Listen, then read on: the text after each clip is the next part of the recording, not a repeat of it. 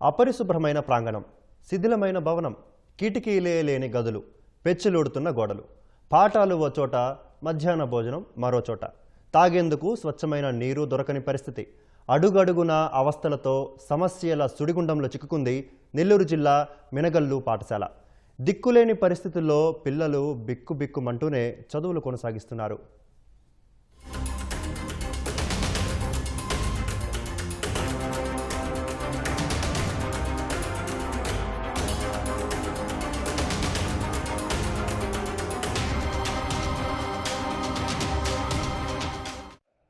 నెల్లూరు జిల్లా బుచ్చిరెడ్డిపాలెం మండలం మినగల్లులోని ఆల్తూరు రామిరెడ్డి జిల్లా ప్రజా పరిషత్ ఉన్నత పాఠశాల పరిస్థితి దయనీయంగా మారింది. 1965లో ప్రాథమిక పాఠశాలగా ఆవిర్భవించగా తర్వాత 10వ తరగతి వరకు అప్గ్రేడ్ చేశారు. ఎంతో చరిత్ర కలిగిన విద్యాలయానికి పెనుబల్లి, జొన్నవాడ, సాల్మన్పురం, పంచేడు, అన్నారెడ్డిపాలెం గ్రామాల నుంచి విద్యార్థులు వచ్చి చదువుకుంటున్నారు. కొన్నాళ్ల నుంచి పాఠశాలను పట్టించుకోకపోవడంతో దారుణంగా తయారైంది. భవనాలు పూర్తిగా శిథిలావస్థకు చేరాయి. చిన్న చినుకు పడినా స్లాబ్లో నుంచి నీరు కారుతోంది. గోడలు పెచ్చులూడటంతో ఎప్పుడు మీద పడుతుందో తెలియక విద్యార్థులు, టీచర్లు ప్రాణాలు గుప్పెట్లో పెట్టుకుని గడుపుతున్నారు. బడి ప్రాంగణం మొత్తం చెత్తా చెదారం పేరుకుపోయి అపరిశుభ్రంగా మారి దుర్వాసన వెదజల్లుతోంది. అలాంటి వాతావరణంలోనే కింద కూర్చుని పిల్లలు మధ్యాహ్న భోజనం చేస్తున్నారు. తాగడానికి మంచినీరు లేక ఇంటి నుంచి వాటర్ బాటిళ్లు తెచ్చుకుని దాహం తీర్చుకుంటున్నారు.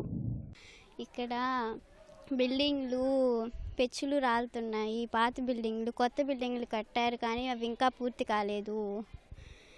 ఇక్కడ ఉన్నంతసేపు భయంగా ఉంటుంది. కట్టట్లేదు, ఆగిపోయి ఉన్నాయి పనులన్నీ.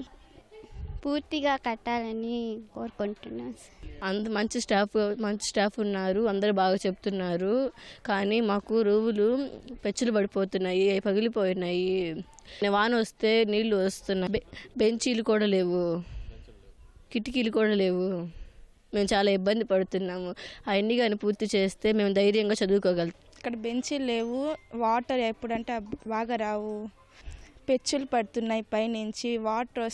వర్షం పడితే వాటర్ క్లాస్లోకి వచ్చేస్తున్నాయి. మేము బెంచీలు లేక కింద కూర్చుంటున్నాము. మినరల్ వాటర్ రావట్లేదు. వర్షం వచ్చినప్పుడు క్లాస్లోకి వాటర్ వచ్చేస్తాయి.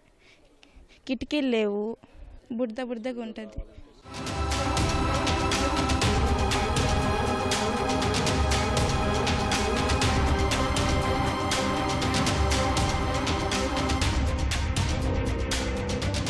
గతంలో 400 మంది విద్యార్థులు ఉండగా తరగతి గదులు శిథిలం కావడంతో ఆ సంఖ్య 157కు తగ్గింది. స్థానికంగా ఉండే పేద విద్యార్థులు తప్పని పరిస్థితుల్లో అవస్థలు పడుతూనే ఇక్కడ చదువుకుంటున్నారు. నేను ఈ పాఠశాలలో గత 8 సంవత్సరాల నుంచి ఇంగ్లీష్ ఉపాధ్యాయుడిగా పనిచేస్తున్నాను.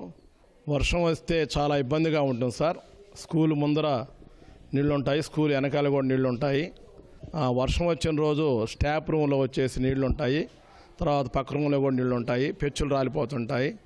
గత 4 సంవత్సరాల నుంచి ఆ విధంగా జరుగుతుంది. అయితే ఫేజ్ 1లో వచ్చేసి నాడు నేడు కింద రూములు శాంక్షన్ కావడం జరిగింది. అయితే ఈ 3 రూములే పూర్తయినాయి. 3 రూముల్లో కూడా ఇంకా ఫర్నిచర్ రావాల్సి ఉంది. ఇంకొక 4 రూములు కానీ ఇచ్చినట్టుగానైతే పాఠశాల బాగుంటుంది. స్కూల్ ఇప్పుడు శిథిలావస్థలో ఉంది.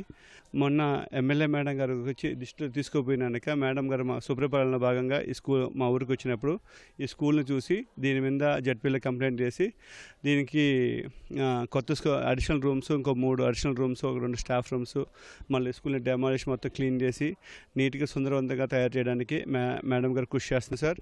మా స్కూల్ని కొంచెం రెనోవేషన్ చేసి కొత్త స్కూల్ కట్టించి హాస్టల్ని రెనోవేషన్ చేసి దాన్ని కూడా ఓపెన్ చేసి పేద విద్యార్థులకి ఇంకా మెరుగైన విద్యని అందించగలరని కోరుకుంటున్నాను. వైసీపీ హయాంలో నాడు నేడు కింద ప్రారంభించిన భవనాలు అసంపూర్తిగానే నిలిచిపోయాయి. నిర్మాణ సామగ్రి నిరుపయోగంగానే మారింది. పాత భవనాలను ఆధునికీకరించి అవసరాలకు తగ్గట్లు అదనంగా మరో 4 తరగతి గదులు నిర్మించాలని ఉపాధ్యాయులు కోరుతున్నారు.